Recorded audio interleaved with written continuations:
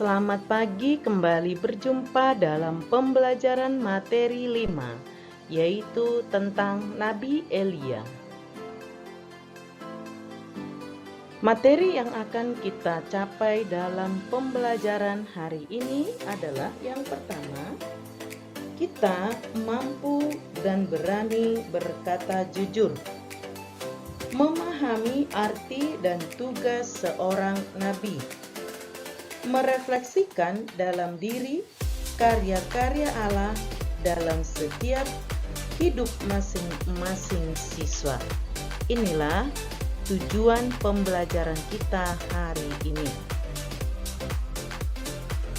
Sebelum kita masuk ke dalam materi, pertama-tama Ibu bertanya, pernahkah kalian menegur orang yang melakukan kesalahan?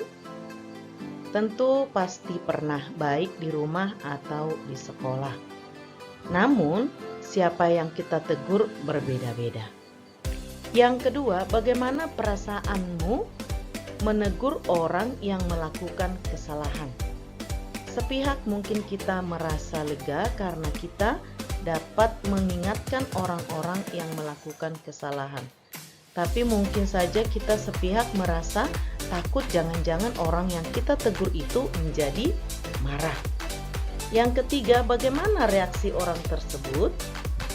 Reaksi orang tersebut bisa jadi menolak dan juga ada yang menerima.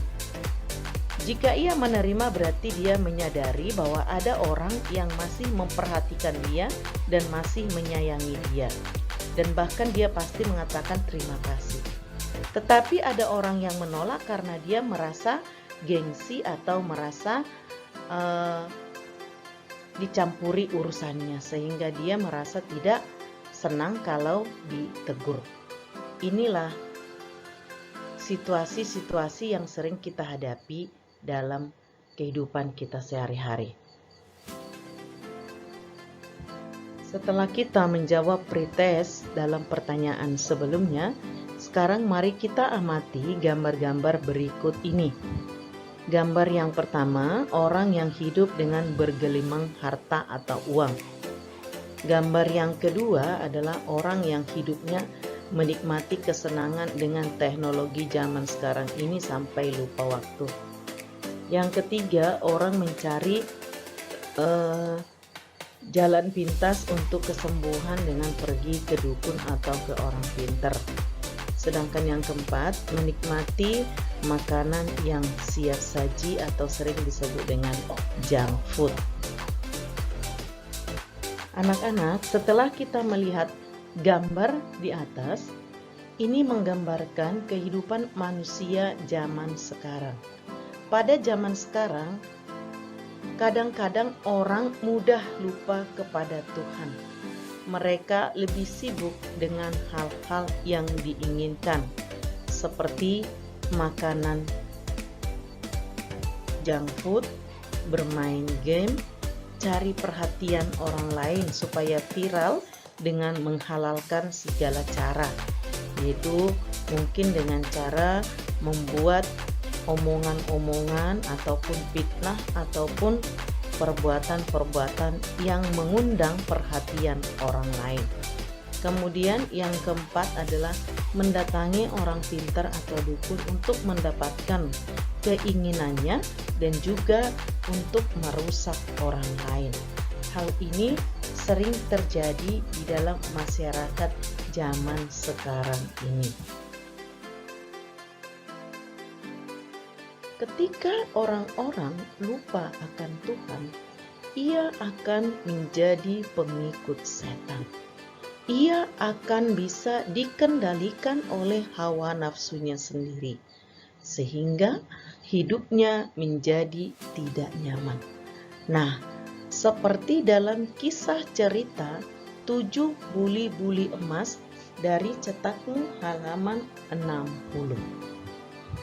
Dalam situasi seperti itu, perlu ada orang-orang yang berani menegur dan memperingatkan agar kita tidak mendewakan hal-hal duniawi. Mendewakan hal-hal duniawi berarti menomorsatukan uang atau jabatan atau kenikmatan daripada sesama dan Tuhan. Mencari jalan pintas untuk mendapatkan apa yang diinginkan tanpa memperhatikan kebutuhan sesama yang disebut dengan serakah. Nah, maka dalam kehidupan seperti itu harus ada orang yang berani berkata jujur, menyampaikan kebenaran sesuai dengan kehendak Allah. Orang tersebutlah yang disebut sebagai nabi. Nabi adalah orang yang dipanggil dan dipilih oleh Allah. Tugas nabi adalah menyuarakan kebenaran dan keadilan sesuai dengan kehendak Allah. Pada zaman sekarang juga sangat dibutuhkan kehadiran para nabi-nabi. Mau dan berani menyuarakan, mengingatkan orang lain agar berbuat baik adalah tugas seorang nabi.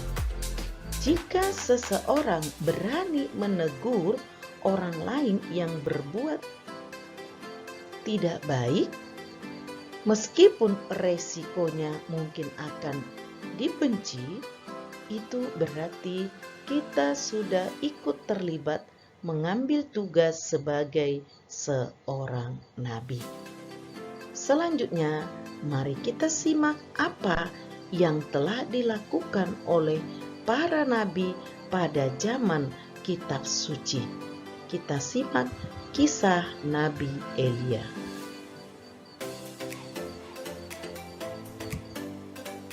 Nabi adalah orang yang dipanggil Allah dan dipilih oleh Allah. Tugas seorang nabi adalah menyuarakan kebenaran dan keadilan sesuai kehendak Allah. Pada zaman sekarang ini sangat dibutuhkan kehadiran seorang nabi. Mau dan berani untuk menegur dan mengingatkan orang lain supaya berbuat baik, berarti dia telah terlibat mengambil tugas sebagai seorang nabi. Untuk itu kita diharapkan juga menjadi nabi-nabi kecil di lingkungan sekolah maupun dalam keluarga kita.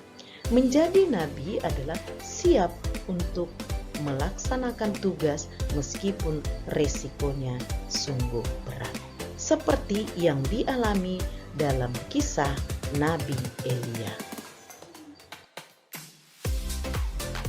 Sebelum kita memasuki kisah Nabi Elia, terlebih dahulu kita membaca kisah Raja Ahab. Raja Ahab adalah anak dari Omri.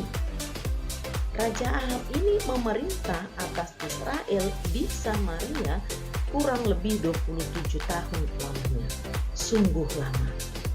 Nah, setelah itu Raja Ahab ini semakin hari semakin berbuat yang tidak benar di mata Allah. Yang paling fatal yang dia lakukan adalah menikahi seorang putri Raja Ethbal dari negeri Sidon yang menyembah berhala, yaitu dewa Baal. Setelah dia mempersunting Isabel, anak Raja Sidon, akhirnya ia membuat mezbah untuk Baal dan di kuil Baal yang didirikannya di Samaria. Lalu ia mendirikan patung Asyera dan Ahab melanjutkan tindakannya demikian sehingga membuat hati Allah tidak senang. Itulah awal mula Allah mengutus Nabi Elia untuk menegur Raja Ahab. Mari kita baca kisah Nabi Elia di Gunung Karmel dalam 1 Raja-Raja 18 ayat 19 sampai 40. Setelah kita membaca kisah Nabi Elia, apa yang terjadi dalam zaman Nabi Elia di bangsa Israel? Situasi masyarakat pada zaman Nabi Elia, masyarakat jauh dari Allah. Mereka mengikuti Raja Ahab yang menyembah berhala, yaitu dewa Baal. Nabi Elia diutus oleh Allah melihat perbuatan-perbuatan yang tidak berkenan di hati Allah. Nabi Elia menegur dan menyampaikan nubuat, yaitu nubuat Elia adalah jika Israel tidak bertobat, maka ia tidak akan menurunkan hujan di Israel selama 3 tahun. Itulah nubuat Nabi Elia kepada Raja Ahab dan Israel, dengan tujuan supaya mereka mau bertobat. Tetapi apa yang terjadi? Sampai nubuat itu terjadi, bangsa Israel tidak bertobat. Bayangkan selama 3 tahun.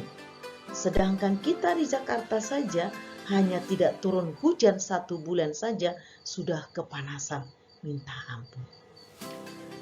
Raja Ahab tidak suka atas teguran Nabi Elia. Akhirnya Raja Ahab mengancam Nabi Elia untuk dibunuh. Takut dibunuh dan diancam untuk mencari penyelamatan diri, Nabi Elia melarikan diri dan sampailah ia di kota Sarfat. Daerah Sarfat, ia ditolong oleh seorang janda miskin yang mempunyai anak 1. Dan akhirnya Elia tinggal beberapa bulan di rumah janda miskin itu. Tetapi apa yang terjadi, anak-anak? Selama Elia tinggal di rumah janda miskin itu, terjadilah banyak mujizat. Apa mujizatnya? Yaitu mujizat minyak dan tepung yang dimiliki oleh janda miskin. Setiap hari janda miskin harus membuatkan makanan untuk anak janda miskin dan untuk Elia, tetapi tak pernah habis sekalipun setiap hari dipakai. Selama Elia di Sarfat, di Israel tidak pernah terjadi turun hujan selama 3 tahun. Akhirnya kembalilah Elia menghadap Raja Ahab untuk membuktikan kekuasaan Allah kepada mereka. Nabi Elia menantang 450 imam Baal dan mereka pergi ke Gunung Karmel dengan mempersembahkan kurban persembahan. Elia mempersembahkan kurban persembahan kepada Allah dengan tanpa api. Tetapi ketika Elia berdoa kepada Allah, yang terjadi adalah api menyambar persembahan Elia. Dan setelah itu turunlah hujan yang sangat deras. Sedangkan imam-imam Baal itu dihukum mati dan Raja Ahab istrinya bertobat menyembah Allah. Anak-anak, pada zaman sekarang menyembah berhala atau yang sering diberhalakan adalah bentuk-bentuk uang, harta benda, jabatan atau kekayaan, dan kenikmatan duniawi. Menurut anak-anak, apakah kita tidak boleh mempunyai harta, uang, atau jabatan? Boleh. Lalu sejauh mana dikatakan itu sebagai berhala? Hal tersebut tidak akan menjadi berhala jika menggunakannya sesuai dengan peruntukannya. Kita tidak memiliki keterikatan khusus sehingga melalaikan hubungan dengan Allah dan sesama. Itulah yang disebut yang tidak berhala.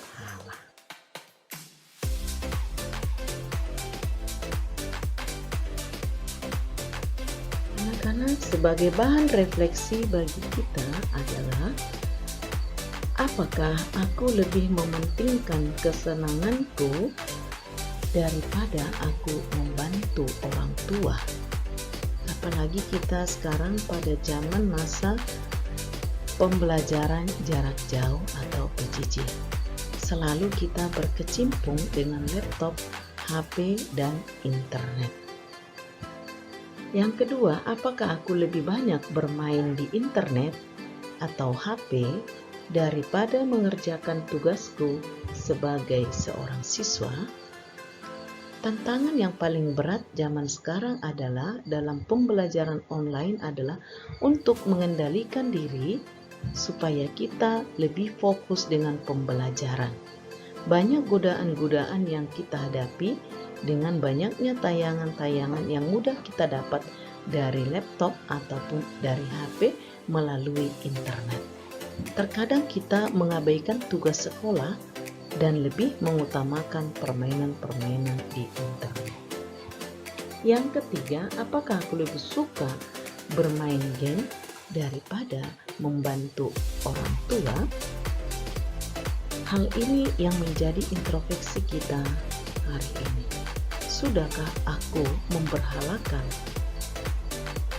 hal-hal teknologi yang berada di hadapanku, atau aku bisa mengontrol diri saya untuk menjadi manusia yang mengutamakan kehendak Tuhan?